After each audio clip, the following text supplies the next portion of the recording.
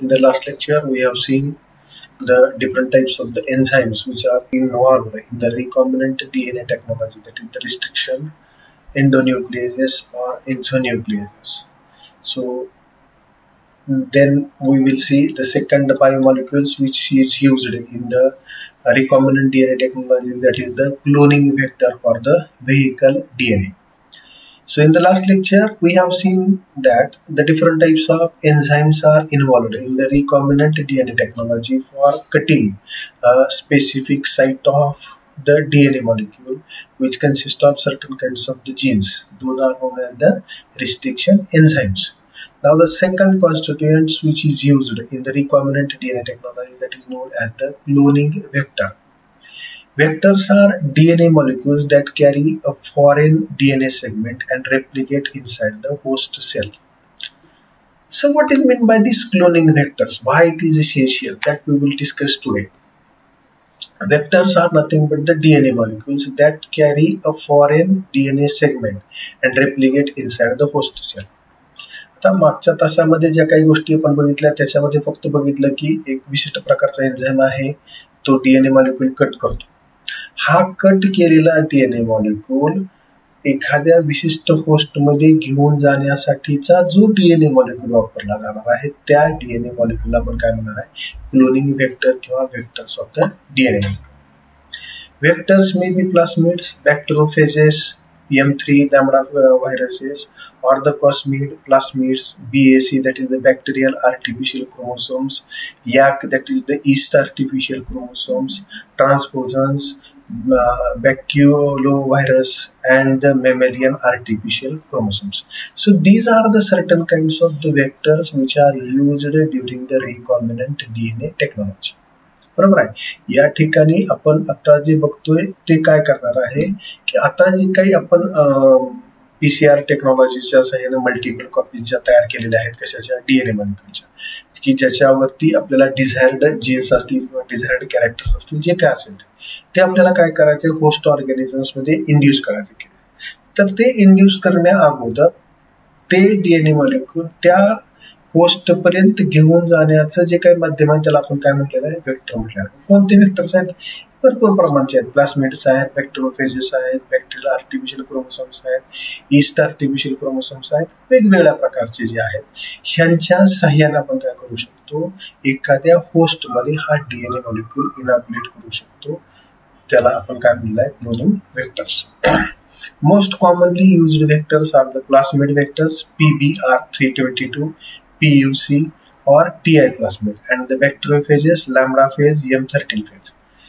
तर हे जे आहेत बऱ्याच प्रमाणात वापरले जाणारे वेक्टर्स आहेत. त्याच्यामध्ये प्लास्मिड वेक्टर्स मध्ये 2-3 प्रकार आहेत, PBR 322 किंवा PUC किंवा TI प्लास्मिड, हे प्लास्मिड्स आहेत. आणि bacteriophages lambda phage, M13 phage etcetera.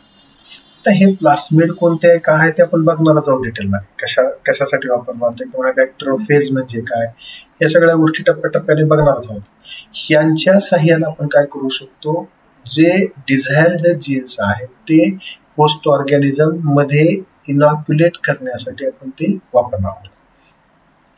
Plasmids and bacteriophages are most commonly used as the vectors. जे आता आपण इथं म्हटलं, प्लास्मिड आणि बॅक्टेरियोफेज जास्त प्रमाणात, एवढी सगळी नावं जरी आपण बघितलं असेल तर त्याच्यापैकी ही दोन घटक जे आहेत ह्याचा जास्त प्रमाणात जो आहे तो त्या ठिकाणी वापर ट्रान्समिशन वेक्टर म्हणून केला जातो.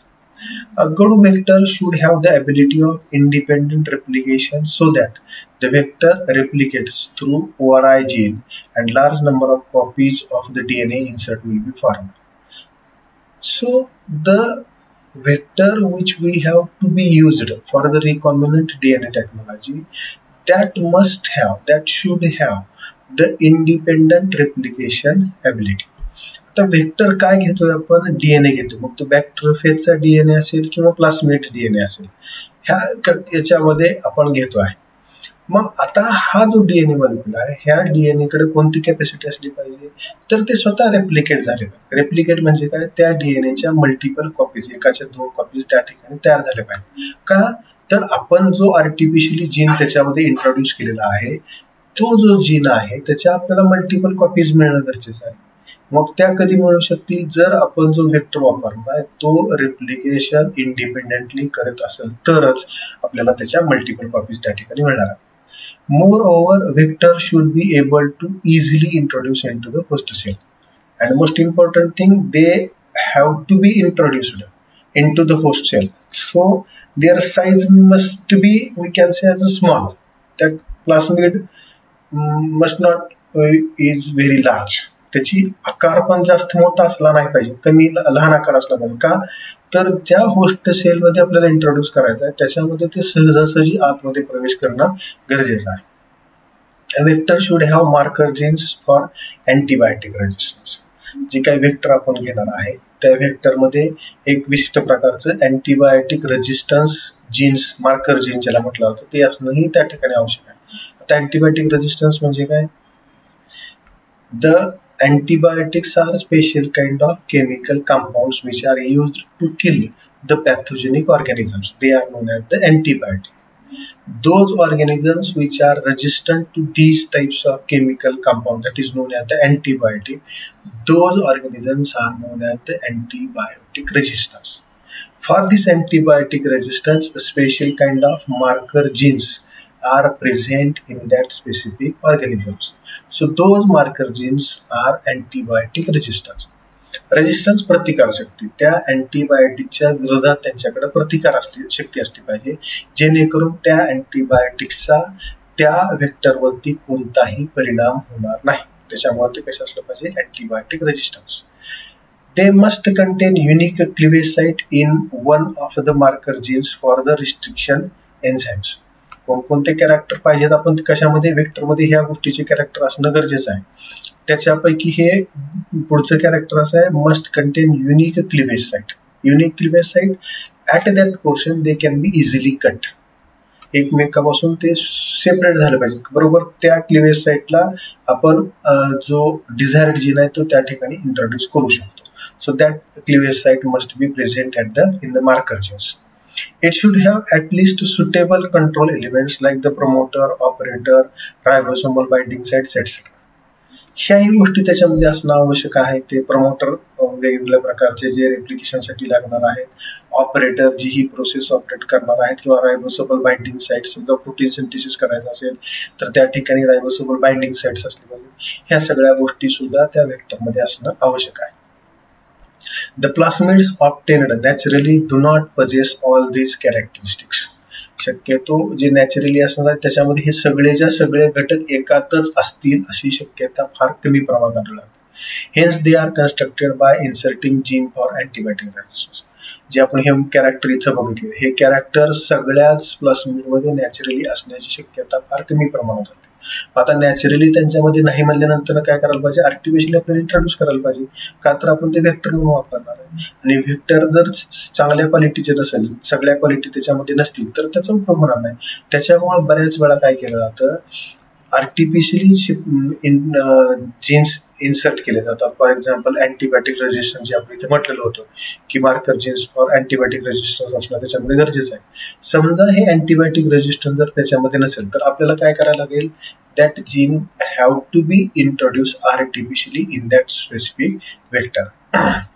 For example, these are some of the plasmids which are used as a vector, that is the PBR332, PBR320, PACYC 177 are the constructed plasmids. PBR322 is most commonly used recombinant DNA technology in the plants. So these are the some of the plasmids which are constructed plasmids, that is they are artificially constructed plasmids. Some characters are artificially introduced in these plasmids so that they can be easily useful for the recombinant DNA technology. हे जे आपण इथे example बघतो आहे हे काय केलेलं आहे? कन्स्ट्रक्टेड प्लास्मिड्स आहेत. कन्स्ट्रक्टेड म्हणजे काय? ज्या कॅरेक्टर्स त्यांच्यामध्ये नाहीत ते कॅरेक्टर आर्टिफिशियली काय केले? त्याच्यात इन्सर्ट केले. ते इन्सर्ट केल्यामुळे या प्लास्मिडचा आपण सहजासहजी रिकॉम्बिनंट डीएनए टेक्नॉलॉजी मध्ये व्हेक्टर म्हणून उपयोग करू शकतो. आता प्लास्मिड्स म्हणजे काय ते या ठिकाणी बघा. The plasmids most commonly used in a recombinant DNA technology are those that replicate in Escherichia coli, E. coli, Escherichia coli. So the plasmids which are used for the recombinant DNA technology, those plasmids can be easily replicate in the organism known as the Escherichia coli. Why only Escherichia coli?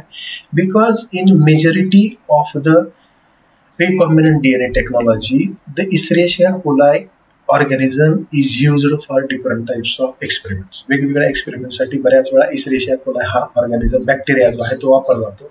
त्याच्यामुळं शक्यतो त्याच्यामध्ये replicate होणारा plasmid जो आहे तो जास्त प्रमाणात recombinant DNA टेक्नॉलॉजीला काय केला जातो, वापरला जातो. Investigators have engineered these plasmids to optimize their use as a vector in a DNA cloning. जे आता मगाशी आपण ते बघितलं होतं की त्याच्यामध्ये आर्टिफिशियली काही कॅरेक्टर जे नसतात ते आर्टिफिशियली इन्सर्ट केले जातात. That is they are the engineered manipulate.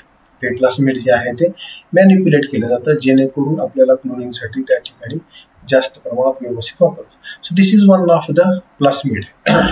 Plasmids cloning vector showing a replication origin, that is ORI, a drug resistance gene, that is AMP, and the region in which foreign DNA can be inserted. So this is the diagrammatic representation of a type of the plasmid.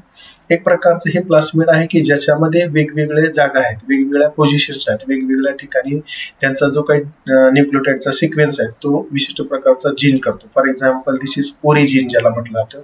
हा origin कशासाठी आहे, ज्या ठिकाणी रेप्लिकेशनची process originate केली जाते. Region of replication origin जो आहे तो हा पोर्शन आहे. एएमपी कशाला म्हटलंय आपण, this is the drug resistance gene. हा जो इथला एवढा जो रिजन आहे हा कसा आहे, ड्रग रेजिस्टन्स जीन आहे. आणि हा लहानचा पोर्शन जो आहे हा पोर्शन इथे आपण ही एवढी या पद्धतीनं ही region in which foreign DNA can be inserted. हा या ठिकाणी फॉरेन डीएनए जो आहे तो या पोर्शन मध्ये आपण इन्सर्ट करू शकतो. एवढा हा जो पोर्शन आहे, here region in which the foreign DNA can be inserted. हे पॉलिलिंकर जे म्हटलेलं आहे या पद्धतीचे हे सगळ्या प्लास्मिड हे जे आहेत कॅरेक्टर जे आहेत ते या ठिकाणी हे इन्सर्ट केलं. So this is a type of the plasmid. Plasmid vectors for the plants. ते आपण मगाशी प्लास्मिड बघितली त्याच पद्धतीने काही वेळा प्लांट्स मध्ये एक स्पेशल वेगळ्या प्रकारचं प्लास्मिड जे आहे ते वापरतात. An important vector for carrying new DNA into many types of the plasmids is a plasmid that is found in Agrobacterium tumefaciens. हा याच्यामध्ये आढळणारा जो प्लास्मिड आहे या बॅक्टेरियामध्ये ॲग्रोबॅक्टर ट्युमेफेसियन्स नावाचा जो बॅक्टेरिया आहे याच्यामध्ये असणारं जे प्लास्मिड आहे हे प्लास्मिड जास्त प्रमाणात प्लांटमध्ये वेक्टर म्हणून वापरलं जातं. This bacterium lives in the soil and causes a plant disease called crown gall, which is characterized by the presence of overgrowths or tumors in the plants. आता हे कसं आयडेंटिफाय करायचंय, ॲग्रोबॅक्टेरियम ट्युमेफेसियन्स हा जो बॅक्टेरिया आहे हा फ्री लिव्हिंग बॅक्टेरिया आहे. कुठं असतो तो, that is present in the soil and that can cause disease to the plants which is known as a crown gall. हा विशिष्ट प्रकारचा एक डिसीज म्हणू शकतो, तो प्लांट्स मध्ये असतो, त्याला क्राउन गॉल म्हटलं जातं. आणि ते कशावरून ओळखलं जातं, त्याची ओव्हरग्रोथ येते त्या भागाची, त्या ठिकाणी ट्युमर्स तयार होतात. तो जो ऑर्गॅनिझम आहे, तो जो बॅक्टेरियम जो आहे तो कुठला आहे, ॲग्रोबॅक्टेरियम ट्युमेफेसियन्स.